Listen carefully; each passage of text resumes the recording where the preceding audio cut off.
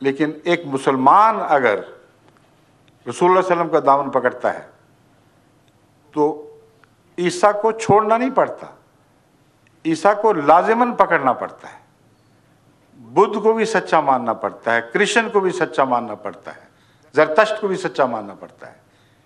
یہ عالمی مذہب ہے، تمام قوموں کو ایک ہاتھ پر اکٹھا کرنے والا۔ تو خاتم نبیین کی آیت تو عظیم الشان آیت ہے، اس کے اتنے بطن ہیں، اتنے اس میں روحانی مطالب اکٹھے ہو گئے ہیں کہ اگر آپ عقل سے اور دل کی گہرائی سے غور کریں تو اس شان کی آیت دنیا میں کبھی کسی نبی کو عطا نہیں ہوئی، آخری ہونے کے دعوے سے نہیں، اس کو تو خود یہ رد کر بیٹھے ان معنوں میں جو میں بیان کر رہا ہوں۔ پھر خاتم النبیین کس موقع پر بیان ہوئی ہے؟ وہ آیت جو آپ نے پڑھی ہے وہ آیت یوں ہے، ما کان محمد ابا احد من رجالکم ولکن رسول اللہ و خاتم النبیین۔ کیا مطلب ہے؟ محمد صلی اللہ علیہ وسلم تم جیسے مردوں میں سے کسی کے باپ نہیں ہے۔ عام طور پر ترجمہ لوگ کر دیتے ہیں مردوں میں سے باپ نہیں ہے، میں یہ نہیں مانتا، اس لیے کہ رجالکم کا مطلب ہے تمہارے مردوں کے۔ عام طور پر جس قسم کے مرد تم پائے جاتے ہو ان کا باپ ہونا تو قابل فخر ہے ہی کوئی نہیں، تم الزام لگاتے ہو کہ اس کا بیٹا نہیں ہے، اس لیے یہ ادنا ہے۔ قرآن کہتا ہے کہ جس قسم کے تم لوگ ہو تمہارا باپ ہونا قابل فخر نہیں ہے بلکہ قابل شرم بات ہے، کوئی عزت نہیں ہے اس میں۔ کن کا باپ ہے؟ یہ رسولوں کا باپ ہے۔ خاتم کا مطلب باپ بھی ہے، ان معنوں میں بھی پر کامل یقین رکھتے ہیں، اور اس میں گہری حکمت ہے۔ الولد سر لابیہ، یہ محاورہ ہے عربی کا کہ بیٹا اپنے باپ کا راز رکھتا ہے اپنے اندر۔ اس زمانے میں تو جینز ایجاد نہیں ہوئی تھی، جو رسول اللہ علیہ وسلم کے زمانے میں جب خاتم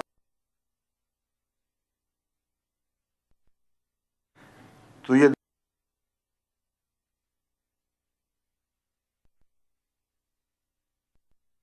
آج زمانے نے کھول دیا ہے کہ بیٹا باپ کی صفات سے پہچانا جاتا ہے۔ اگر محمد رسول اللہ کا بیٹا نہیں ہے کوئی رسول تو رسول نہیں ہے، کیونکہ سب نبیوں کا باپ آپ کو قرار دے دیا گیا ہے۔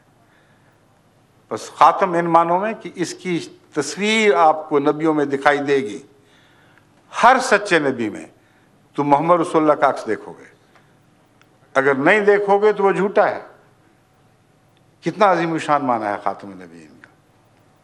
یہ معنی کرنا کہ خاتم النبیین نے دوسرے سب نبیوں کا فیض ختم کر کے اپنا فیض بھی بند کر دیا، سب سے بڑی جہالت ہے۔ ایسی جہالت ہے جس کو قرآن کھلے بندوں جھٹلا رہا ہے۔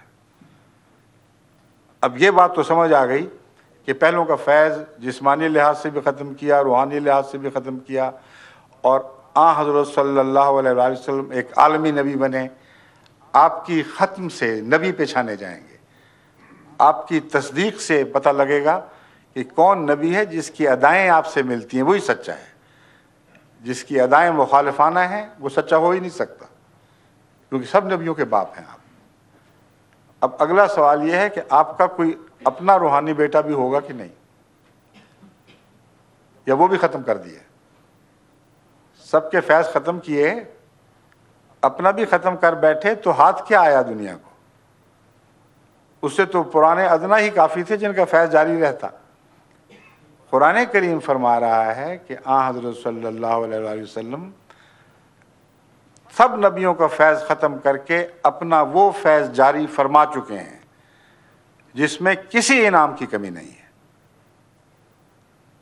یہ آیت کریمہ جو سورہ نساء سے لی گئی ہے، جو میں ابھی آپ کے سامنے پڑھتا ہوں، یہ ختم نبوت کے موضوع پر ایک آخری فیصلہ ہے، قطعی فیصلہ ہے۔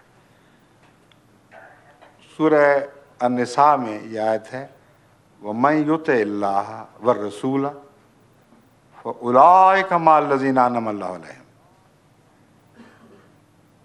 جو کوئی بھی اب اللہ اور اس رسول الرسول محمد رسول اللہ کی اطاعت کرے گا، کیا ہوگا؟ اس کو سزا ملے گی، انعام ملیں گے. پہلے نبیوں کی اطاعت کے مقابلے پر کم انعام ملیں گے،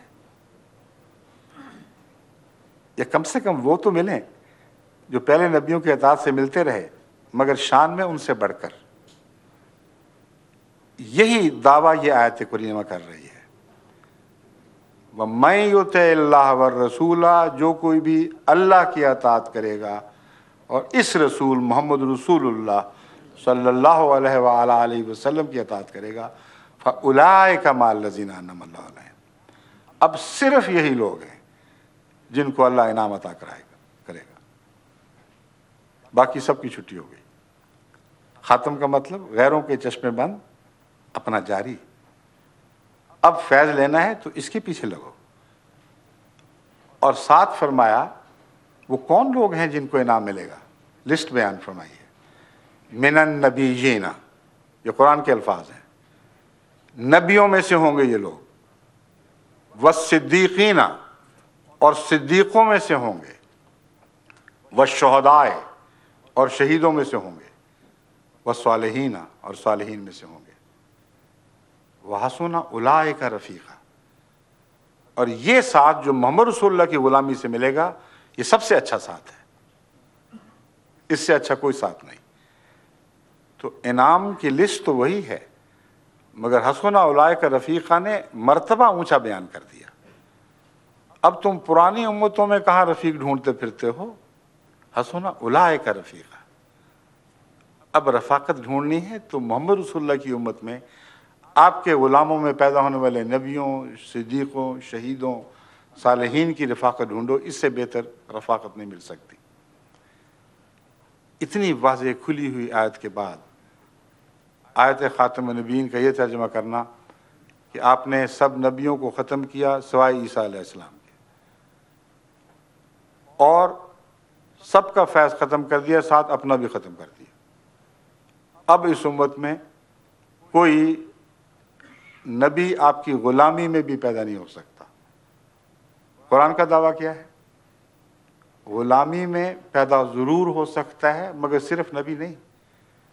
ہر مرتبہ شان، ہر مرتبہ انعام اب محمد رسول اللہ کی غلامی سے وابستہ ہو چکا ہے. صرف نبوت بند نہیں ہوئی، خاتم صدیقیت بھی بند ہے، شہادت بھی بند ہے، صالحیت بھی بند ہے، مگر غیروں کی. محمد رسول اللہ کی غلامی میں نہ یہ بند، نہ وہ بند، نہ وہ بند. بس غلام نبی کا تو اعلان کر رہی ہے یہ آیت. اور بجائے اس کے کہ پرانے موسیٰ کے غلام کو محمد رسول اللہ کی امت کا فیض رسان بناؤ، اگر غیرت ہے تو قرآن کے اس معنی کو تسلیم کرنا لازم ہے کہ جب ضرورت ہوگی محمد رسول اللہ کے غلاموں میں سے وہ اٹھے گا جسے خدا فیض نبوت عطا کرے گا، مگر محمد رسول اللہ کی امت کے دائرے میں اور غلامی کے صدقے. یہ ہمارا عقیدہ ہے.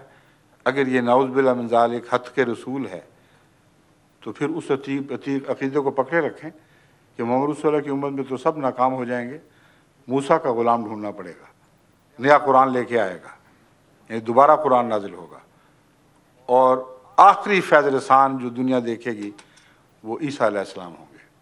پھر وہ خاتم النبیین ہوئے، نہ کہ محمد رسول اللہ. سمجھ گئے؟ جزاک اللہ. حضور اب مسٹر رام ناتھ ثانی ساؤتھ ہیمپٹن سے سوال پیش کریں گے. جی